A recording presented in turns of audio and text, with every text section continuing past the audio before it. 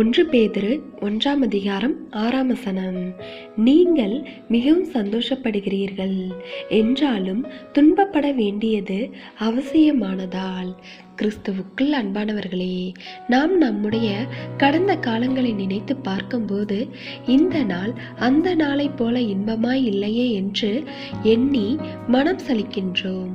யோபுவும் அவ்விதம்தான் தன்னுடைய கடந்த கால சீர் சிறப்புகளை எண்ணி வியாகுலப்பட்டான்.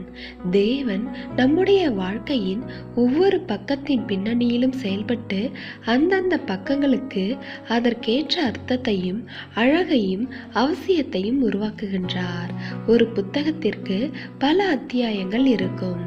அதில் இருக்கும் எல்லா அத்தியாயங்களும் ஒரே விதமாக இருப்பதில்லை. ஒவ்வொன்றும் ஒவ்வொரு விதமாக இருக்கும்.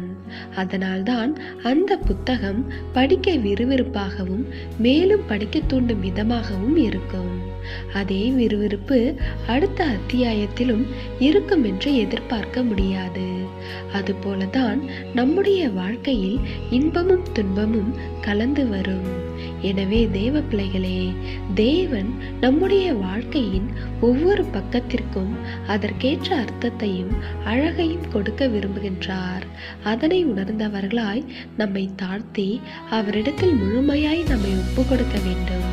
அப்பொழுது நாம் தேவனுடைய பார்வையில் அழகானவர்களாய் நிற்போம். தேவனுடைய கிருபையும் இரக்கமும் உங்கள் அனைவரோடும் இருப்பதாக. ஆமேன்.